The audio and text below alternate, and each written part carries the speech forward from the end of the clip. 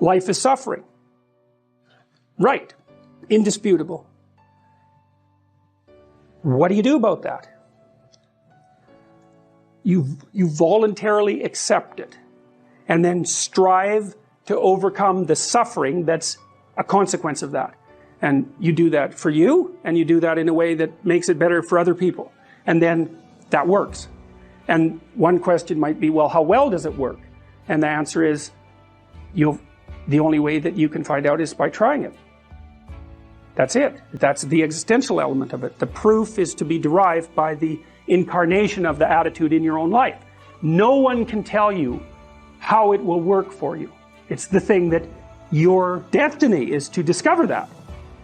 And you have to make the decisions to begin with. It's like, because you can't do this without commitment. You have to commit to it first. That's the act of faith that Kierkegaard was so insistent upon. You have to say, I'm going to act as if being is good. I'm going to act as if truth is the pathway to enlightenment. I'm going to act as if I should pursue the deepest meaning possible in my life. And there's reasons to do none of those. They're real reasons.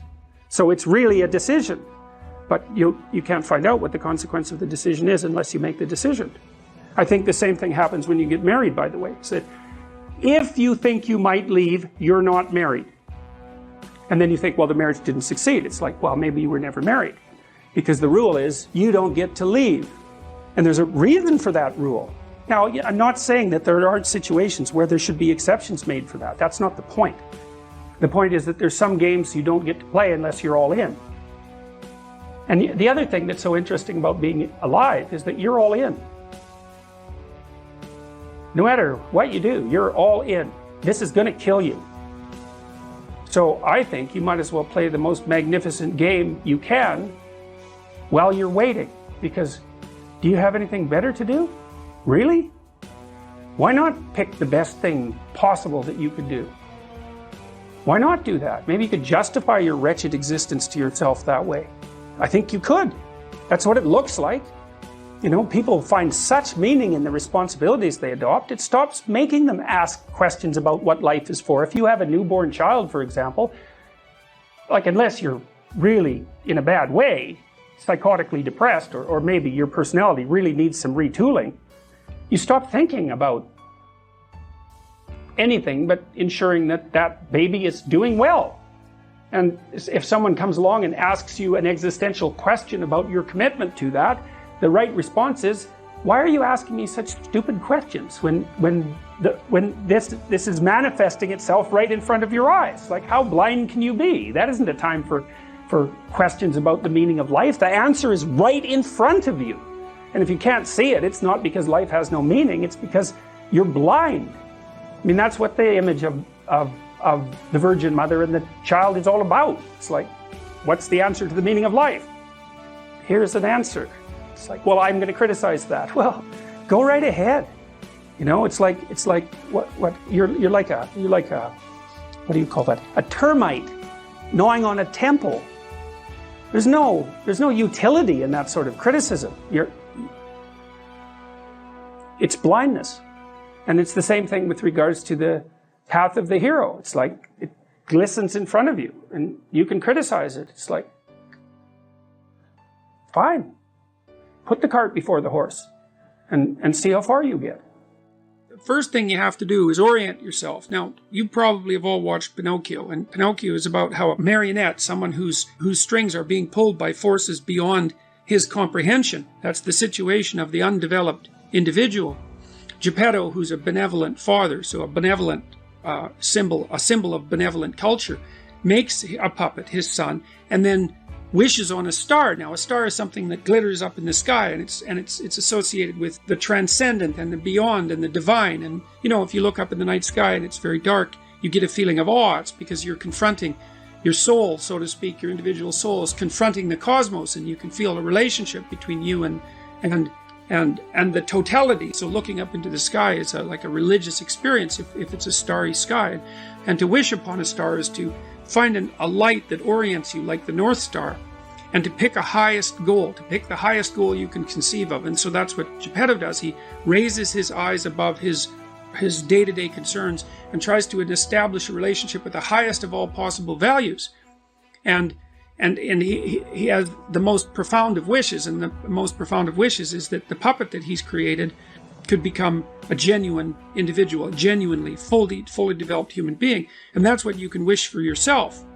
You can wish and aim for that in yourself. And then, you see, that's how you deal with the suffering that's attendant on life, because life is suffering, and because life is very hard, and people get sick, and they become mentally ill, and there's malevolence in the world, and there's tragedy, and so life is very, very hard. And if you're not properly oriented with regards to life, the fact that it's hard and the fact that it's full of suffering can warp and twist and bend you until you become murderous and resentful, and even go beyond murderous and resentment to wish for genocide, and even to wish for the destruction of everything. And so you have to learn how to strengthen yourself as an individual so that you can bear the burden of being without becoming corrupt. You have to decide that that is what you're aiming for, is that you want to become a fully developed human being and stop being a pathetic marionette whose strings are being pulled by horrible forces behind the scenes. If you're aiming at the good, then you want what's good for you. And I mean good for you as if you were taking care of yourself and were good to yourself, who were treating yourself like someone you love, that was good for you in a way that would also be good for your family. And then it would be good for you and your family in a way that was also good for society. And then it would be good for you and your family and society in a way that would be good for the world.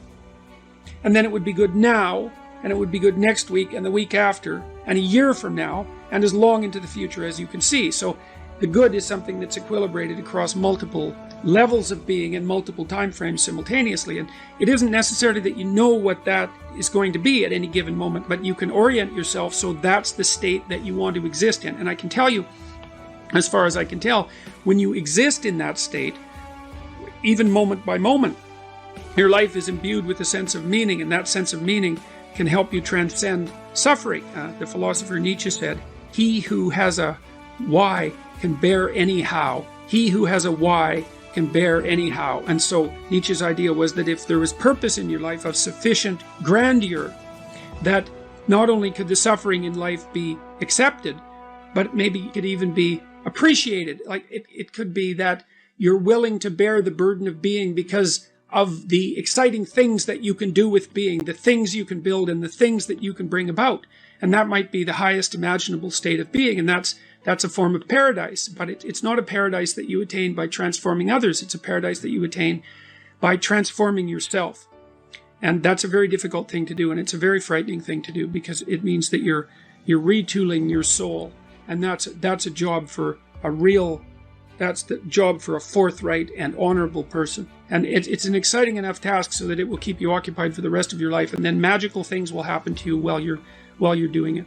And the world will arrange itself around you in the most wonderful way, in a musical way, so that every part of what you're experiencing plays off against every other part in a manner that has meaning embedded in every aspect of it. And when you hear people like Joseph Campbell say things like follow your bliss, and so that sounds pretty easy. You want to develop your personality, just do what you love. It's a corruption of Carl Jung's thinking, because Jung would say, well, follow what you're interested in, it'll take you somewhere you really don't want to go, and then maybe you'll learn something. So, and that's a whole different proposition. So, human beings, if you talk about a human being, you tend to use something that's like a story. And when you recount your own being, you tend to use something like a story, and that sort of begs the question, does that mean, in fact, that your experience is either a story or something like a story? One of the things Jung said, I really like this, is you should figure out which story you're living, because you're living a story, and it might be a tragedy. And so, you want to find out, because if it's a tragedy, you don't come to a very good end. Another thing Jung said was, this is also worth thinking about, people don't have ideas. Ideas have people. And so what Jung would say is that if you're living out a tragedy, the tragedy has you. You don't have it. And if you can figure out what the tragedy is that has you in its grip, then you have a fighting chance of escaping from it into a more pleasing plot. But it's no easy thing. So if you're one of those people to whom the same terrible thing keeps happening over and over, after the third time, approximately, you might ask yourself, is this the world or is this me?